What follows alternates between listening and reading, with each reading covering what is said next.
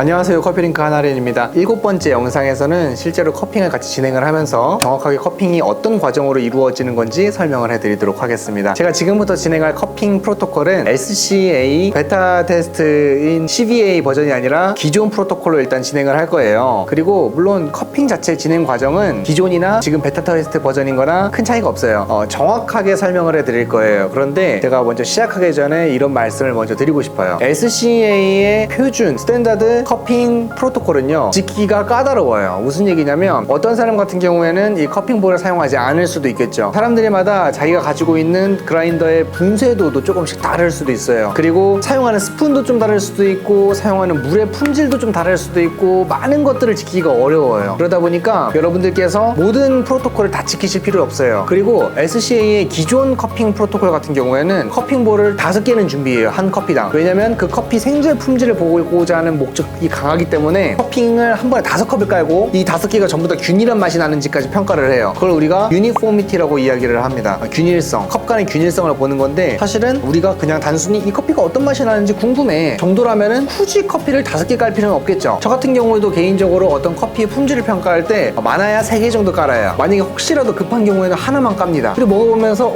이거는 조금 이 커피만 좀 이상한 것 같다 싶을 때는 다시 한 번 더 가면 돼요. 근데 그때도 이상하다. 그럼 원래 이거구나. 다시 먹어봤더니 괜찮아. 그러면 아까 전에 있던 컵이 약간 결점을 가지고 있었구나, 뭐 이런 생각을 하곤 합니다. 그래서 다시 한번 말씀드리지만 SCA의 표준 프로토콜을 정석대로 다 지킬 필요는 없다. 뭐 이걸 지키지 않았다고 해서 쟤는 커핑을 할 줄 모른다, 이렇게 아무도 생각하지 않아요. 지금부터 제대로 커핑 프로토콜을 알려드리도록 할게요. 자, 먼저 우리가 커피 원두를 준비를 하는데, 이 원두 같은 경우에는 보통 8.25g에 물 150ml의 비율로 커피를 추출을 해요. 자, 그러면 그게 무슨 소리냐? 커피랑 원두랑 물의 비율이 1:18 정도 됩니다. 그래서 11g을 사용하는 사람의 경우에는 물을 200ml 집어넣으시면 되고요. 그래서 200g 또는 200ml 부으시면 되고, 제 커핑볼 같은 경우에는 물을 가득 담았을 때 220g이 담겨요, 물이. 그래서 원두는 12.1g을 사용합니다. 꼭 지켜야 됩니까? 안 지켜도 돼. 안 지켜도 되는데, 대신 이거는 꼭 지키세요. 다른 사람이 하는 대로는 안 지켜도 돼. 하지만 내가 평소에 하는 방법은 항상 꾸준히 지키세요. 그래야지 여러분들이, 예를 들어 내가 로스터리다, 그럼 어제는 12.1g, 오늘은 11g, 내일은 13g 이러면은 팅 품질을 평가하는데 너무 문제가 많아. 그러니까 당연히 13g을 하면은 조금 더 진하거나 좀 더 쓴맛이 날 수도 있고 좀 더 산미가 강할 수도 있어요. 그리고 11g을 쓰면 조금 너무 커피가 연하다든지 이런 느낌이 들 수도 있겠죠. 그리고선 그게 내 로스팅 문제야 이렇게 생각하면은 오해라는 거예요. 그래서 내가 제대로 뭔가 평가를 하려면 매번 같은 프로토콜을 지키기를 권장합니다. 그래서 나는 220g짜리 커핑볼 쓰는데 전 12.5g 씁니다 하세요. 대신 매번 그렇게 하셔야 되는 거예요. 그게 중요한 게 커핑입니다. 저는 12.1g을 지금 미리 원두를 준비했고 방금 촬영 직전에 분쇄를 해놨어요. 요것도 포인트예요. 커피 원두 같은 경우는 분쇄하고 나면은 향이 빠르게 날아가죠. 이러시는 분들이 있어. 커피 향이 너무 좋아, 그래서 분쇄해서 두는 거예요. 내가 향을 맡았다는 것 자체는 커피 원두는 향을 잃은 거예요. 향을 잃었으니까 나한테 커피 향이 이렇게 났겠죠. 커피는 항상 평가 직전에 분쇄하는 것을 권장해드립니다. 자, 그러면 분쇄도는 어떻게 합니까? 일반적으로 이런 식으로 이야기는 해요. 브루잉 필터 커피 추출하는 것보다는 조금 굵게 한다, 이렇게 이야기를 해요. 일반적으로 한 700마이크론에서 900마이크론 사이 정도의 분쇄도를 이용한다고 생각하시면 되겠습니다. 700마이크론은 조금 가느다란 경향은 있어. 근데 900마이크론이라면 어느 정도 사이즈냐면 자로 쟀을 때 일반적인 자의 조그만한 게 1mm죠. 그 정도보다 조금 작은 정도가 일반적으로 사용하는 커핑 사이즈라고 생각하시면 되겠습니다. 저는 220짜리 도자기 컵에다가 커피 12.1g 들어갈게요. 원두를 부어줍니다. 자, 그 다음에 뜨거운 물 93도의 물을 준비를 하는데요. 물을 붓기 전에 분쇄향, 프레그런스를 갖게 돼 있죠. 그래서 저도 프레그런스를 먼저 체크를 한번 할게요. 교과서적으로 하면은 손을 대면 안 돼요. 손을 대지 말고 이렇게 놓은 상태에서 시작을 합니다. 근데 문화적인 차이나 어떤 지역이나 또는 본인이 해오던 관리가 손을 이렇게 써가지고 이렇게 한다면은 이렇게 하셔도 돼요. 근데 교과서적인 방법은 분쇄를 딱 해놓고 시작하기 전에 여기 컵을 막아놔요. 향이 안 날아가게. 손으로요? 아니죠. 플라스틱 컵이라든지 이런 걸로 이렇게 막아두시고 커핑을 딱 시작할 때 오픈하면서 시작합니다. 그래서 저처럼 이제 머리가 기신 분은 머리를 쪼매거나 이렇게 프레그런스를 체크하시면 되겠어요. 그 다음에 커핑 시트지가 있는데, 이 커핑 시트지는 아까 말씀드린 것처럼 SCA 기존 시트지입니다. 그래서 첫 번째 항목이 바로 프레그런스랑 아로마예요. 보이시죠? 프레그런스랑 아로마를 평가하는 게 있고, 지금 우리가 향을 맡았을 때 드라이하죠, 말라 있잖아요. 그래서 이 부분이 말라있는 프레그런스를 체크하는 부분이라고 생각하시면 돼요. 자, 여기서 내가 어떤 향이 강할 수도 있고 약할 수도 있죠. 체크를 할 수 있어요. 여기다가 이런 식으로 대각선을 체크하는데 어떤 분은 이렇게 체크하기도 하고요. 그 본인 마음대로 하시면 돼요. 누구나 알아볼 수 있을 정도로만. 저 같은 경우는 지금 이 커피 향이 중간보다는 조금 강한 느낌이 들어서 1, 2, 3, 4, 5죠. 그쵸? 빵이고요. 저는 1, 2, 3 중간보다는 조금 높은 이 정도의 체크를 하도록 하겠습니다. 그리고선 지금 제가 여기서 느끼고 있는 향은요, 약간 살구 향이 좀 나요. 살구 향이 조금 있고 캐러멜 향이 좀 많이 강하게 나는 거 있는 것 같습니다. 그래서 이런 식으로 적어두시면 돼요. 자, 그 다음에 여긴 점수 체계인데요. 기존의 SCA 점수 체계는 6점부터 출발해요. 6점부터 출발해서 10점까지 갑니다. 6점은 굿이에요. 뭔 얘기냐? 난 이 커피 싫은데? 할 수 있죠. 내가 이 커피를 싫어도 일단 우리는 굿을 줘야 돼. 그래서 최저점이 6점이에요. 그러니까 스페셜티 커피라고 하니까 뭐 일단 좋을 거라고 생각을 하는 거죠. 그래서 지금 베타 테스트로 하고 있는 시트지는 1점부터 출발합니다. 5점이 에버리지고 6이 굿이에요. 그러니까 그 밑에 점수가 생긴 거예요. 여전히 현재 시트지에서는 6점이 최저점이다. 이렇게 생각하시면 되겠습니다. 자, 그 다음에 물을 부었을 때 나는 향을 우리가 아로마라고 했죠. 그래서 제가 이제 프레그런스를 다 체크한 다음에 아로마를 평가를 할 거예요. 그래서 아로마까지 다 맡았을 때, 아로마는 상식적으로 향은 시간이 지나면 당연히 줄어들게 되어 있어요. 그래서 아로마는 뜨거울 때까지만 평가하고 식어가면서는 평가하지 않습니다. 식어가면서는 당연히 점수가 뚝뚝뚝뚝 떨어지겠죠. 합리적이지 않다고 보기 때문에 이렇게 분쇄한 향과 아로마 젖은 향만 뜨거울 때를 평가를 합니다. 자, 그러면 지금부터 물을 붓도록 하겠습니다. 자, 물을 붓게 되면은 일부 커피 원두 가루, 분쇄된 원두 가루가 바닥에 가라앉는 친구도 있고 위에 떠 있는 친구들도 있어요. 이 떠 있는 친구들을 그대로 두시면 됩니다. 이렇게 떠 있는 친구들을 크러스트라고 불러요. 그래서 이 크러스트가 형성될 때 이제 아로마가 이렇게 나타나는데요. 이 아로마를 잠시 맡도록 하겠습니다. 사실 이 커피는 볶은 지 조금 된 커피인데 에티오피아 커피고요. 볶은 지 좀 된 커피라서 그런가 물에 젖으니까 아까 전에 그래도 달콤한 향들이 좀 났는데 나무 같은 약간은 부정적인 향미들이 올라오고 있어요. 여 밑에다가 나무, 우리가 이거를 영어로 우디하다라고 표현해요. 나무젓가락 같은 느낌이 들어요. 커피를 평가하는데 나무젓가락 같다라고 표현해도 괜찮냐? 괜찮습니다. 다만 우리가 보편적으로 공감할 수 있는 단어들을 많이 사용하게 되어 있어요. 이 부분에 대해서는 뒤에서 조금 더 자세하게 설명해 드릴게요. 이번 강의 말고. 자, 그럼 위에 이제 크러스트라고 커피 원두가 붕 떠올라가지고 위에 크러스트를 형성하고 있는데 어떤 커피 같은 경우는요, 이 크러스트가 되게 잘 형성이 되고요. 어떤 커피는 크러스트가 깨져요. 어떤 경우에 그러냐면 커피가 많이 안 볶였을 때 그래요. 그래서 어떤 분들은 크러스트가 자동으로 깨지면 잘못 볶인 커피다 이렇게 말씀하시는데 그럴 가능성은 있어요. 하지만 단정 지을 수는 없어요. 우리는 항상 먹어본 다음에 평가할 수 있습니다. 보통 일반적으로 가볍게 볶인, 그러니까 라이트 로스팅된 커피 같은 경우에는 입자가 무거워요. 입자가 무겁기 때문에 이 친구들이 이제 가라앉아요. 뜨지 못하고. 그리고 이 크러스트가 형성되는 기본적인 원리는 로스팅을 하면서 이산화탄소가 생긴다고 했죠. 이산화탄소 때문에 가벼워진 거예요. 가벼워져가지고 위에 붕 떠요. 그렇게 해서 이제 크러스트라는 게 형성이 되는 건데 이거는 물 때문에도 형성될 수 있어요. 예를 들어서 알칼리도가 너무, 우리가 알칼리니티라고 하는데 알칼리도가 조금 낮은 그런 친구들은, 거의 제로에 가까운 친구들은 내가 잘 볶은 커피여도요 크러스트가 그냥 깨져버립니다. 크러스트가 깨지고 안 깨지고에 대해서 너무 크게 신경 쓰지 않으셔도 괜찮습니다. 자, 그 다음에 이제 약간 4분가량 정도 지났는데요, 4분이 지났을 때 우리는 이 스푼을 이용해서 크러스트를 깹니다. 크러스트를 깰 때는 앞에서부터 뒤로 3번 젓습니다. 하나, 둘, 셋. 3번 젓는 거는 이제 위에 있는 크러스트를 깨기 위한 건데, 크러스트 깨는 행동을 브레이킹이라고 하거든요. 이 브레이킹을 하면서 거기에서 나타나는 향을 느껴요.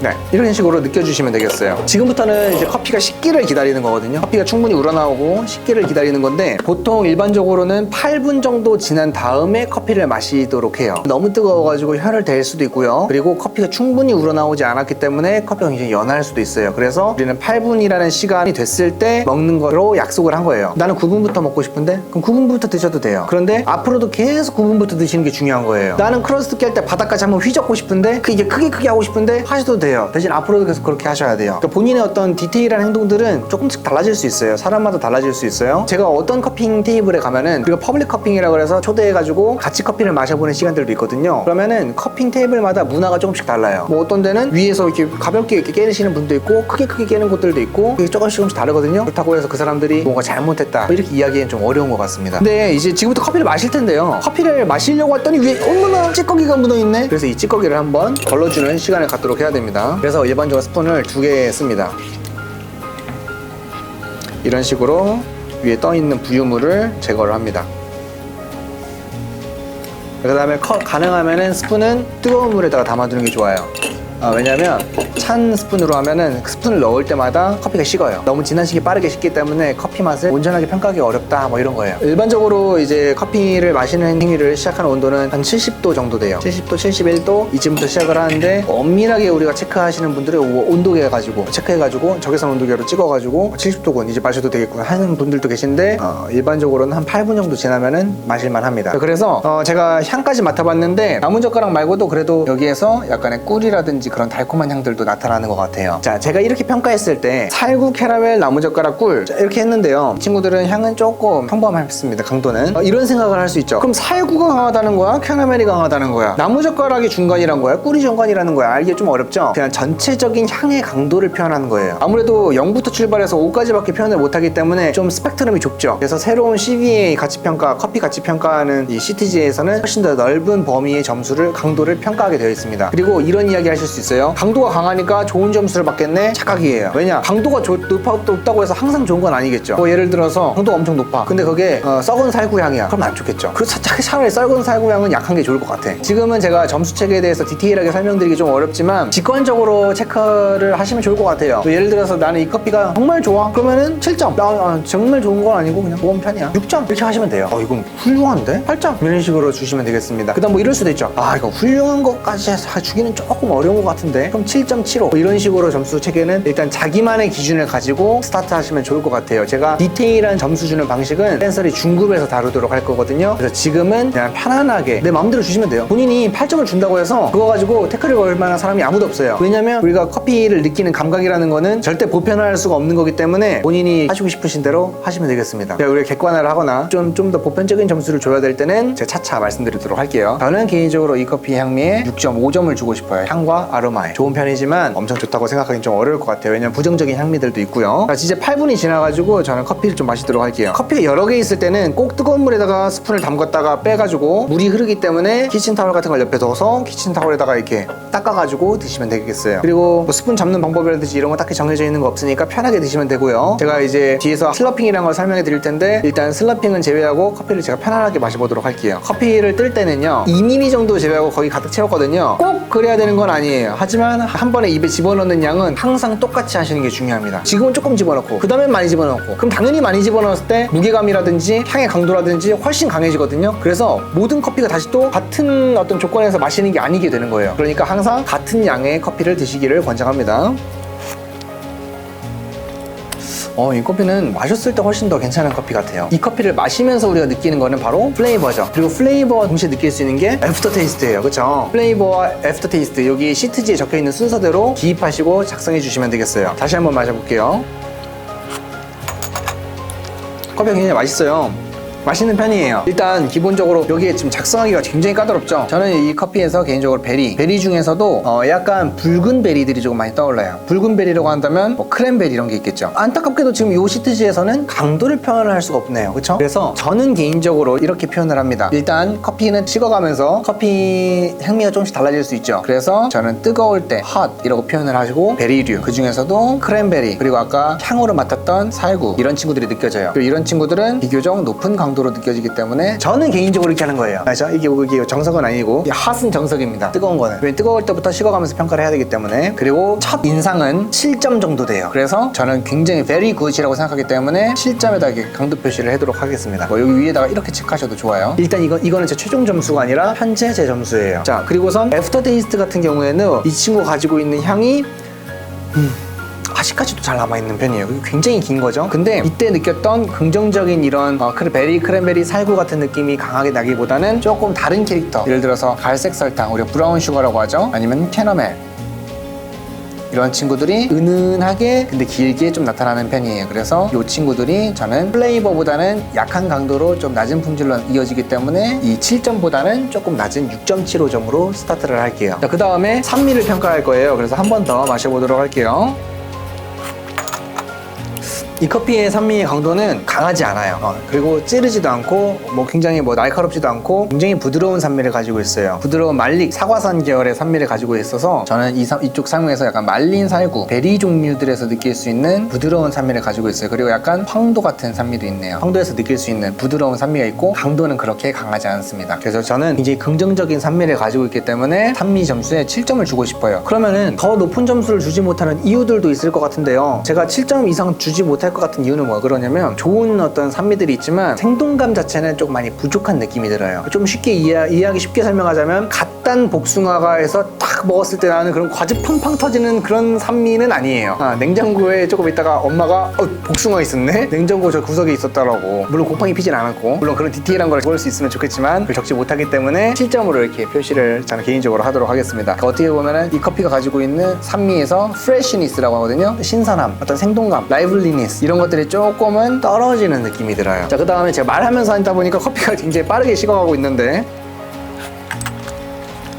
우리가 커피의 어떤 바디를 표현하는 방법은 크게 두 가지가 있어요. 이 바디의 무게감과 질감이에요. 그러니까 무게감이라는 건 이 커피가 내 혀를 누르고 있는 그 무게가 묵직한지 가벼운지에 대한 이야기인데요. 이 커피는 조금 가벼운 편이에요. 제가 경험했던 커피들 중에서는 조금 가벼운 편이라서 중간보다는 조금 아래다가 이렇게 표현을 할게요. 그걸 우리가 thin이라고 이야기를 해요. 조금 커피의 두께감이 얇다 이렇게 표현을 하고, 근데 질감 자체는 저는 약간 비단 같은 굉장히 부드러운 질감이 느껴져요. 그래서 실키하다 이렇게 표현을 할게요. 그래서 바디 점수도 굉장히 좋은 very good. very good은 높은 거예요. very good에 점수를 주고 싶어요. 자, 그 다음에 옆에가 uniformity가 있는데 이거는 커피가 5개 있을 때 할 수 있는 거예요. 했을 때 이 5개 중에서 어떤 한 친구가 이상한 친구가 나타날 수 있는 거죠. 이 친구 좀 다른데? 이 전체적인 5개 컵에서 얘 결점이 들어갔나 봐요. 그러면 5개 중에 하나는 결점이 있다는 소리죠. 그러면은 이 커피 생두 전체적으로 봤을 때 만약에 생두가 1kg가 있다. 이 1kg 중에서 제가 무작위로 5개를 뽑았을 때 한 개에는 결점이 있을 수 있다는 소리예요. 그러면은 커피 전체적인 품질에 안 좋다고 생각할 수 있겠죠. 그래서 uniformity에서는 가능하면 생두 품질을 평가할 때는 유니폼미티가 좋은 게 당연히 좋겠죠. 이 중에 뭔가 다른 친구들이 있다면은 또 결점이 있다든지 또는 결점은 없지만 이상하게 맛이 조금 비는 친구들이 있어요. 그런 것들이 안 나오는 게 가장 좋겠습니다. 그 다음에 밸런스인데요. 이 커피의 밸런스는 균형감이라는 건데 균형감 역시 사람마다 너무나 달라요. 어떤 사람은 제가 느꼈을 때 산미가 굉장히 강한데 산미가 굉장히 지배적인데도 불구하고 균형감이 있다고 느끼는 사람이 있어요. 그럼 제가 그 사람한테 너는 균형감에 대해 모르는구나 이렇게 이야기할 수 있을까요? 아니에요. 그 사람한테는 그 정도가 균형이 있는 거예요. 오히려 산미가 적다면 그 사람은 뭔가 쓴맛이 더 강하다든지 또는 산미가 너무 적어서 전체적인 균형이 뭔가 맞지 않는다든지 이렇게 느낄 거예요. 제가 이 커피를 마셨을 때는 지금 조금 식어가고 있거든요. 식어가면서 살짝 산미가 강해지는 인상을 받고 있어요. 그래서 저는 6.75 정도의 점수를 주고 싶네요. 사유는 이 친구가 식어가면서 약간 산미가 살짝 강해지는 경향이 있어요. 그러니까 그러다 보면은 약간 날카로운 느낌이 될 수 있겠죠. 제가 개인적으로 이 커피에서 그런 느낌을 받고 있습니다. 자, 그 옆에는 클린컵과 스윗니스가 있는데요. 스윗니스라는 거는 달콤함에 대한 이야기를 하는 거고 클린컵이라는 거는 결점이 없는 상태. 그래서 이 커피의 향미를 명확하게 느낄 수 있는 거를 클린컵 이라고 표현합니다. 그래서 이 옆에 항목에다가 역시 표시해 주시면 되겠습니다. 그 다음에 오버럴인데요. 우리가 SCA의 기존 프로토콜에서는 모든 커피를 마시는 사람이 어느 정도 캘리브레이션이 되어 있다고 가정을 하고 있어요. 그러다 보니까 그 사람의 개인적인 선호도를 반영하지 못한다고 보는 거예요. 그래서 오버럴 전반적인 점수라는 게 있습니다. 그래서 커핑을 하고 있어서 내가 이 CTG에다가 점수를 작성하는 사람은 오버럴에다가 나의 선호도를 반영한 전체 점수를 줄 수 있어요. 근데 이 부분 역시 CDA에서는 약간 변경이 됐습니다. 그래서 이 오버롤 전반적인 점수에 대해서 작성을 하는데 잘못 공부를 하신 분들은 예를 들어서 이 친구한테 프레그런스 아로마 6.5, 플레이버에 7점, 산미에 7점, 바디에 7점, 밸런스에 6.75점을 줬어요. 근데 이렇게 했는데 예를 들어서 제가 이런 얘기도 들었어요. 오버롤 점수는 플레이버 점수랑 동일하다. 오버롤 점수는 이 두 개의 평균과 동일하다. 이렇게 이야기하시는 분들도 있는데요. 그러면은 그거는 오버롤이라는 항목이 존재하는 이유가 없는 거예요. 여러분, 이 커피 센서리 기초편에서 커핑을 다루는 이유는 한번 커피 한 잔을 주의 깊게 생각해보고 여러 번 마셔보면서 이 커피가 어떤 향미를 가지고 있는지 깊게 한번 생각을 해보자. 이런 시간을 가지는 좋은 수단이 된다. 그런 의미에서 커핑을 제가 이번 센서리 기초편에 넣었습니다. 또 좀 식으니까 산미의 강도가 굉장히 약해졌어요. 그러면 저는 이 산미 점수를 조금 더 내주고 싶어요. 왜냐면은 생동감이 점점 줄어들어. 그래서 저는 점수를 한 단계 더 낮추도록 하겠습니다. 여기다가 그러면은 변한 걸 여기 어떻게 쓰냐, 여기다가 이렇게 화살표로 이렇게 표현해 주시면 돼요. 강도도 조금 낮아졌네요. 그래서 저는 최종 점수 6.75 이렇게 수정하도록 하겠습니다. 네, 자세한 점수 체계에 대해서는 제가 중급 영상에서 다루도록 하고, 지금은 이런 식으로 나만의 어떤 기준을 가지고 점수 체계를 구축하는 거를 연습해 보시면 좋을 것 같습니다. 그 다음에 마지막으로 한 말씀만 더 드리자면은, 커핑의 핵심은 어떤 기준을 잡고 변수를 최소화하는 데 있어요. 그래서 여러분들이 어떤 커핑 커핑 과정을 진행하실 때 있어서 제가 지금 말씀드린 거를 꼭 지키시지 않으셔도 괜찮아요. 뭐 스푼을 밥 숟가락을 쓰셔도 좋고요. 커피 원두 양을 조금 변화시켜줘도 상관없어요. 그런데 물의 온도도 93도가 일반적이지만 90도를 사용하셔도 좋아요. 대신 오늘은 이렇게 하고 내일은 저렇게 하고 그제는 저렇게 했고, 이러면은 변수가 적은 커핑이라는 방법이 존재하는 의미가 없어지는 거예요. 그래서 가능하면은 항상 매일 같은 조건으로 커핑을 진행하시는 걸 권장해 드리고요. 두 번째로는요, 이 점수 체계가 당연히 객관적일 수가 없어요. 근데 나만의 어떤 표준을 만드는 거예요. 그래서 저 같은 경우는 지금 이 커피에 플레이버 점수에 7.0을 줬어요. 그쵸? 애프터 테이스트 점수는 6.75였네요. 제가 플레이버에 7.0을 줬어요. 근데 제가 다른 커피를 마셨어요. 그때마다 내가 오늘 평가했던 그 커피를 생각해 보세요. 그때 커피를 생각해 보니까 과연 두 커피는 과연 같은 품질의 같은 점수를 받아야 될 만한 그런 향미의 품질을 가지고 있냐, 두 커피가. 해봤더니 아닌 것 같아. 내가 오늘 먹는 게 어제 먹었던 것보다 조금 좋은 것 같아. 그럼 어떤 점이 좋았는지 그거를 한번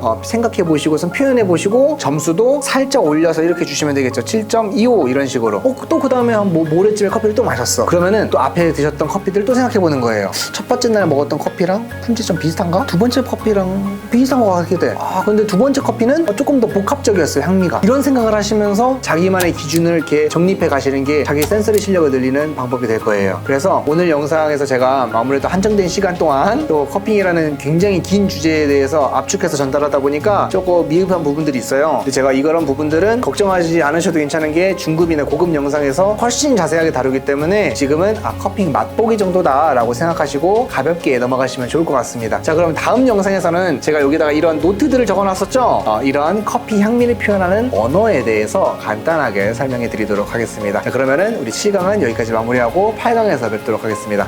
감사합니다.